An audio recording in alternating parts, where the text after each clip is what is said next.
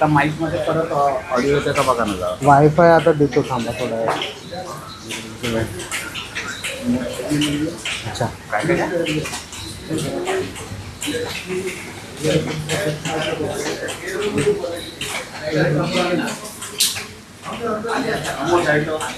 आता दिसत आहेत का? आले बघा संजयराव आले. एक मिनिट सर, एक मिनिट.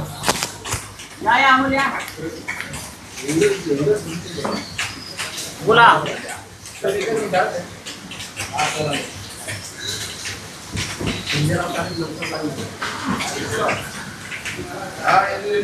या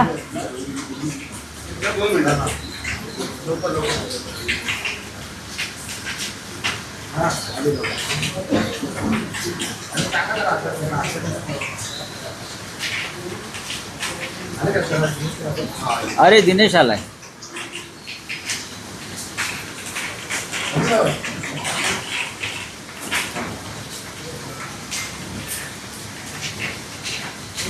ये काय ट्रॅफिक दिसलं का वाटेत? बोला बोला. रावसाहेब, सचिन अहिर यांचा जो शिंदे शिवसेनेला प्रवेश हा पक्षासाठी धक्का आहे, कारण कोणालाच याची कल्पना नव्हती आणि एकदम सगळं अचानक घडलं. एक लक्षात घ्या, शिवसेना ही कार्यकर्त्यांच्या बळावर उभी आहे आणि गेल्या काही काळामध्ये शिवसेना ही धक्काप्रूफ झालेली आहे. धक्काप्रूफ, शॉकिंग प्रूफ. आता अशा जाण्याचे धक्के आम्हाला बसत नाही आणि आम्ही बसून घेत नाही. सचिन अहिर हे आदित्य ठाकरे यांचे अत्यंत जवळचे सहकारी होते, अत्यंत जवळचे सहकारी. म्हणजे काल आपण आदित्य ठाकरे यांचं वक्तव्य ऐकलं असेल.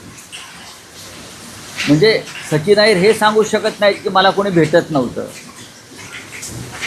माझं कोणी ऐकत नव्हतं. आदित्य ठाकरे आणि सचिन अहिर रोजच भेटत होते, उद्धव साहेब त्यांना भेटत होते. मी असं ऐकलं की त्यांनी काही त्यांच्या सहकाऱ्यांना संदेश पाठवले की पक्ष सोडणं ही माझी अपरिहार्यता आहे, माझ्या पुढल्या वाटचालीसाठी, भवितव्यासाठी, असं ते म्हणाले. मग कार्यकर्ता म्हणून कोणी काम करायचं? शरद पवार साहेबांनाही त्याने याच पद्धतीने पुढल्या करिअरसाठी सोडलं. शरद पवारने तर त्यांना मातीतून उचलून शिखरावर नेलं होतं, धुळीतून शिखरावर. त्या काळात सचिन अहिरना मंत्री करणं हे फार मोठं साहस होतं. त्यांना म्हाडाचं प्रमुख केलं होतं, त्यांना अनेक वर्ष मंत्री केलं, त्यांना NCPचे मुंबईचे अध्यक्ष केले. आणि अचानक ते शरद पवार आणि त्यांच्या सगळ्या कुटुंबाला बेसावध ठेवून ते शिवसेनेमध्ये आहे. त्याच्यामुळे आम्ही असं म्हणतो की शरद पवारांचे ते झाले नाही, त्याच्यामुळे ते आमचे कसे होतील हा माझ्या मनात काय प्रश्न. तरी पण त्यांचे माझे अत्यंत जिव्हाळ्याचे संबंध राहिले. हे मूळ शिवसैनिक कोणी नाही. त्याच्यामुळे आम्हाला सगळ्यांना आत्मचिंतनाची गरज आहे. जे का सुनील शिंदे बोलले ते बरोबर आहे. आम्हाला सगळ्यांना आत्मचिंतनाची गरज आहे. पक्ष हा शिवसैनिकच वाढवतो आणि मूळ शिवसैनिक, बाकी सगळी वाऱ्यावरची वरात असते, येतात जातात. आता सचिन अहिर असं म्हणतात की राजकीय भविष्यासाठी मी आलो. खरं म्हणजे त्यांचा पराभव सुनील शिंदेने केला तेव्हा त्यांच्या राजकीय कारकिर्दीला पूर्णविराम तेव्हाच लागला होता आणि सुनील शिंदेंसमोर टिकणं पुन्हा एकदा त्यांना शक्य नव्हतं. आदित्य ठाकरे 2 वेळा आमदार झाले. ह्या काळामध्ये त्यांचं राजकीय भविष्य घडवण्याचं काम आदित्य ठाकरे यांनी केलं. त्यांना विधान परिषदेवर ते आमदार केलं, त्यांची भरपाई केली. त्यांना उपनेता केलं, त्यांना भारतीय कामगार सेनेचं कार्याध्यक्ष केलं, अख्खा पुणे जिल्हा त्याच्या ताब्यात दिला. अजून एखाद्याला काय द्यायला पाहिजे की जो समाधानी राहील? माणसाला समाधानी राहणं ही फार मोठा संस्कार आणि कला आहे. अजून काय मिळावं की त्याला समाधान मिळेल? इतकं मिळाल्यावर सुद्धा त्यांना वाटत असेल की माझी करिअर झाली नाही किंवा माझ्या करिअरमध्ये अडथळे येतात, आणि त्यासाठी मी तुमच्यावरती आम्ही सगळ्यांनी इतकं प्रेम केलं, ठाकरे कुटुंबाने केलं, शिवसैनिकांनी केलं. त्यांना अंधारात ठेवून झोपेत असताना डोक्यात दगड टाकून निघून गेलात. ह्याला इमान म्हणत नाही. बघा, मी अत्यंत सौम्यपणे बोलतो. आता ते गेलेले आहेत. कोणाकडे गेले? तर एकनाथ शिंदेंकडे गेले. काय दिलं? तर त्यांना उपसभापतीपद दिलं. अजून काय देणार? अजून कुठेतरी उमेदवारी देतील. पण तुमचा जो राजकीय प्रवास आहे त्या राजकीय प्रवासामध्ये जागोजाग तुम्ही ज्या खानाखुणा दिसतात, अडथळे आहेत, हे तुम्हाला इतिहासामध्ये कलंकित करणार आहे. एखाद्या पदाशिवाय जर एखादा कार्यकर्ता किंवा नेता राहू शकत नसेल तर ती लालच तुमच्या राजकीय कारकिर्दीचा अंत करू शकतो. एवढंच मी सांगू शकतो. सचिन अहिर गेल्यामुळे वाईट जरूर वाटला मला, आमचे सहकारी होते, पण त्यांनी असं करायला नको होतं. कारण त्यांना सर्व काही मिळालं होतं, सर्व काही दिलं होतं. मान, सन्मान, प्रतिष्ठा, पद, जे ज्या पदासाठी गेले ते पद, हे सर्व दिल्यावर जर एखादा माणूस जात असेल आणि त्याला फोडल्याबद्दल एकनाथ शिंदे विकट हास्य रावणाप्रमाणे करत असतील, ते काल रावणाप्रमाणे हसेल. कसले चौकार आणि षटकार मारताय तुम्ही? मला सांगा जरा. आज तुमच्या हातामध्ये पाशवी सत्ता आहे, पैसा आहे आणि दिल्लीतील व्यापाऱ्यांचा आशीर्वाद आहे, म्हणून तुम्ही हे करू शकता. तुम्ही असे कार्यकर्ते फोडून दाखवा ज्यांना काहीच नको आहे, ज्यांना काही नको, ज्यांना कोणताही मोह नाही तुमच्या पदाचा, प्रतिष्ठेचा, पैशाचा, आणि मग आम्हाला अशा प्रकारे हसून दाखवा. काय चाललं या राज्यामध्ये?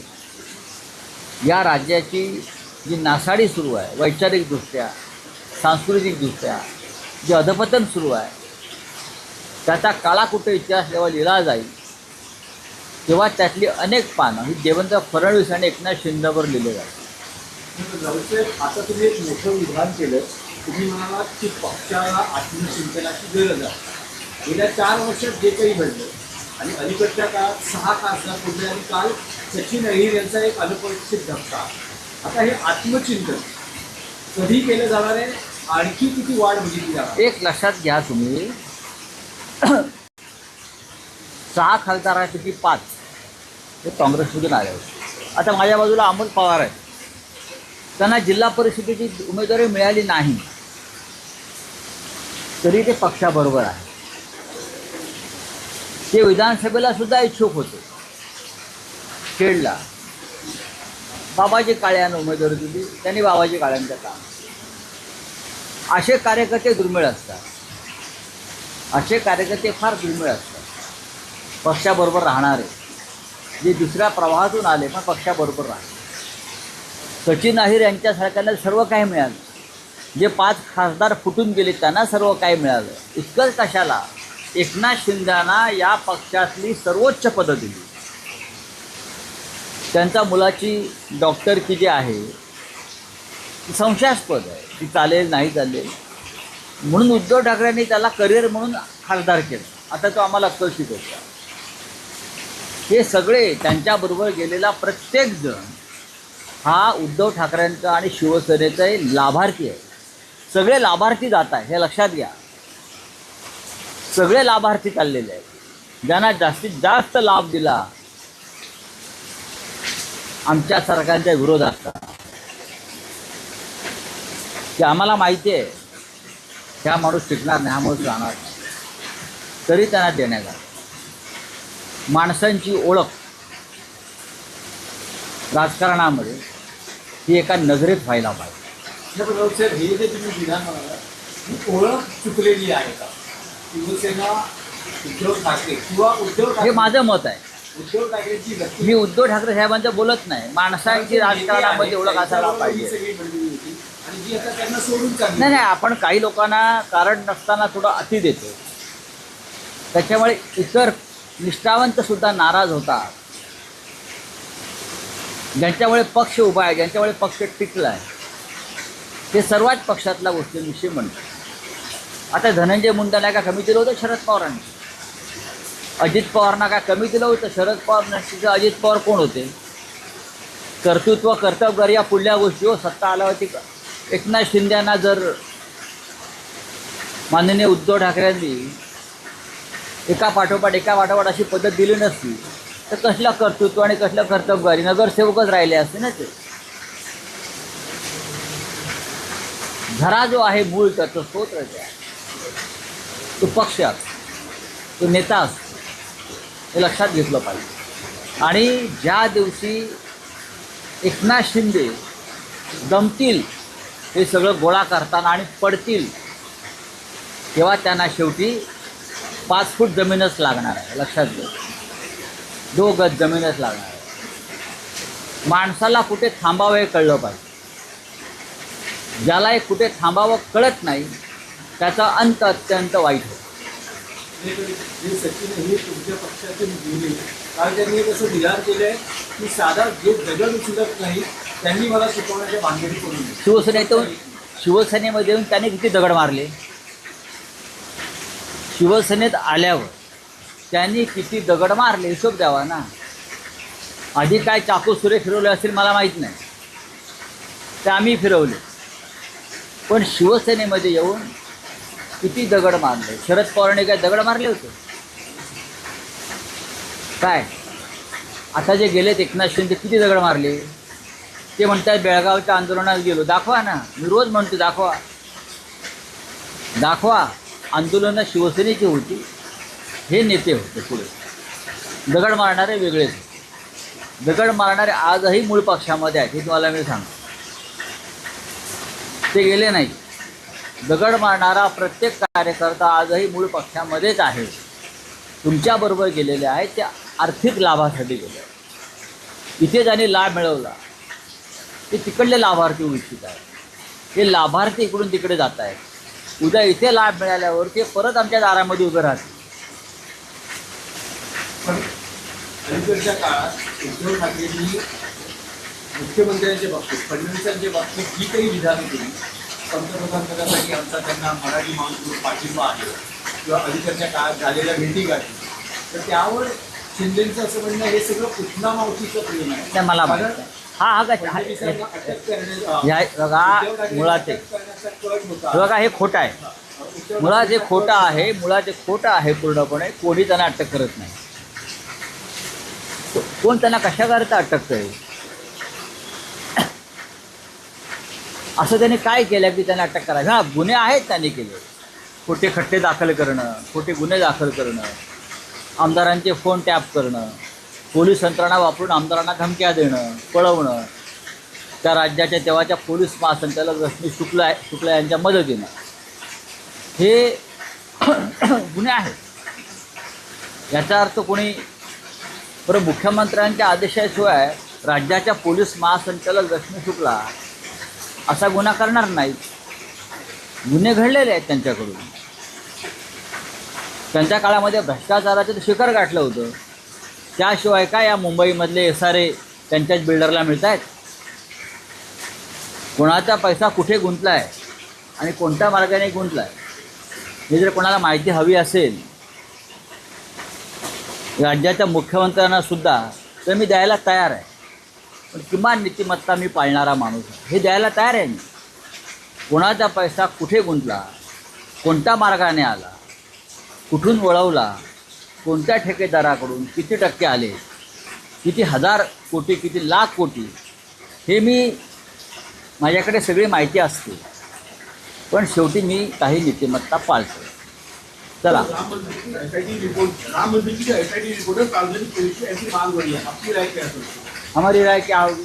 चंपत राय को सबसे पहले अरेस्ट करो, अनिल मिश्रा को अरेस्ट करो, गोपाल राय को अरेस्ट करो, जिसने जिसने वहाँ ज़मीनें खरीद कर ट्रस्ट को बेचा है, वो अयोध्या के मेयर को अरेस्ट करो। ये छोटी मछली को आपने अरेस्ट किया है। राम मंदिर को लूटा है ये लोगों ने। ये सबसे बड़ा रामद्रोह है, सबसे बड़ा देशद्रोह भी है। अगर ये और कोई लोग करते तो आप पूरी भारतीय जनता पार्टी सड़क पर उतरती, हिंदुत्व खतरे में, हिंदुत्व खतरे में। तो आप क्या हिंदुत्व को चार चांद लग गए? बताइए। एसआईटी की रिपोर्ट सार्वजनिक करनी चाहिए, ये पहली बात है।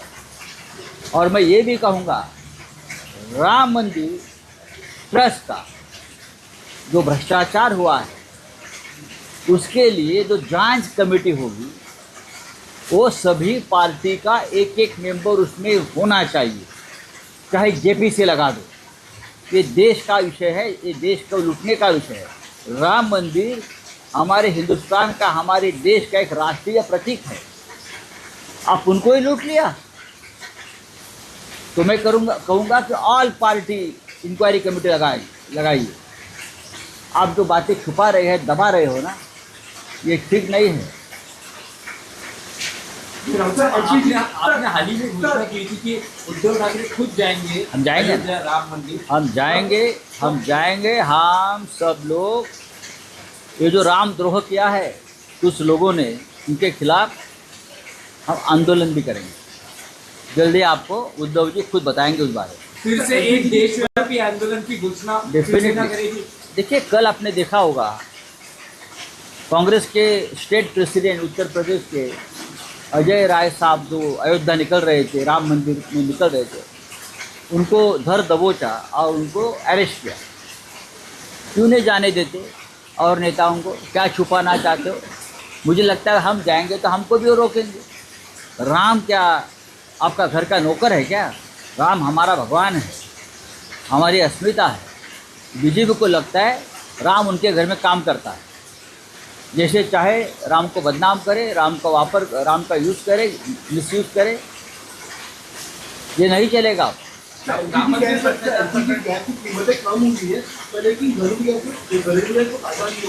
अब मैं स्मृति ईरानी जी को फ़ोन करके बताऊंगा, मैडम सड़क पर उतर आइए। मराठीमध्ये राम मंदिर भ्रष्टाचार प्रकरणी आपली शिवसेना आंदोलन करण्याच्या भूमिकेत आहे। नेमकं कधी नाही, संपूर्ण राम मंदिराचा जो विषय आहे हा साधा विषय नाही आहे। घराघरातून 5-5, 10-10 रुपये लोकांनी राम मंदिरासाठी दिलेले आहेत। राम के काम में हर घर को शामिल किया गया।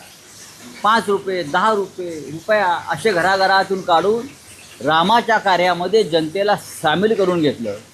तो प्रचार होता। असे कोट्यावधी रुपये जमा झाले। आतापर्यंत 2014 पासून राम मंदिराच्या नावावर भारतीय जनता पक्षाने 17,000 कोटी रुपये जमा केले। कुठे गेले? 17,000 कोटी गेले कुठे? हिशोब काय आहे? राम मंदिराच्या दानपेटीतून 550 कोटी रुपये गेले। हिशोब कुठे आहे?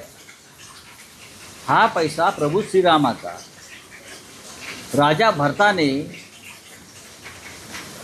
रामाच्या सिंहासनावर त्याच्या पादुका ठेवून 14 वर्ष राज्य केलं, पण एक पैशाची अफरातफर केली नाही राम येईपर्यंत। हे हिंदुत्व आहे। आणि फक्त 2 वर्षामध्ये भारतीय जनता पक्षानं रामाचे सिंहासन विकलं, रामाचा मुकुट विकला, रामाची माळ विकली, रामाचा खजिना लुटला। रावणाने सुद्धा रामाचा खजिना कधी लुटला नाही। रावणाने पण रामाचा आदर केला। आणि भारतीय जनता पक्ष आता रावणाच्या तुदावर रामाचा खजिना लुटतात। हे भारतीय जनता पक्षाचे लोक मोहम्मद गजनीचे बाप झालेले आहेत। मोहम्मद गजनीनं सोमनाथ मंदिर 17 वेळा लुटलं, पण भारतीय जनता पक्षानं 45 दिवसात राम मंदिराची दानपेटी 70 वेळा लुटली। हा फरक समजून घ्या। आणि हिंदुत्व आम्हाला शिकवता येते। कुठे गेला सकल हिंदू समाज? आणि त्या सकल हिंदू समाजाचं नेतृत्व करणारे मंत्रिमंडळातले तुमचे पुढारी सगळे कुठे गेले? सकल हिंदू समाजाचे नेतृत्व, लव जिहाद, धर्मांतरण, रामाची लूट हा हिंदुत्वाचा विषय नाही का? हे मी ते मंत्री आहेत ना, ते काय त्यांचं नाव, राणे हा काय, नितीश राणे. हां, जे स्वतःला छोटे शंकराचार्य समजतात आणि हिंदुत्वावरची प्रवचनं झोडतात, बोलले का? राम मंदिर लुटणाऱ्यांवर बोलले? आले रस्त्यावर? सकल हिंदू समाजाला आणलं का रस्त्यावर? असे अनेक लोक आहेत ना. देवेंद्र फडणवीस तेही हिंदुत्ववादीच आहेत ना, पण बोलले का? सांगा ना मला. ते कुंभमेळा करणारे मंत्री कोणते? हा सगळ्यात मोठा भ्रष्टाचार तिकडे होतो आहे, बोलले का? नाही ना. ते आम्हाला हिंदुत्व शिकवतात. आम्ही यांना रामाचा एक पैसाही लुटलेला पचवू देणार नाही.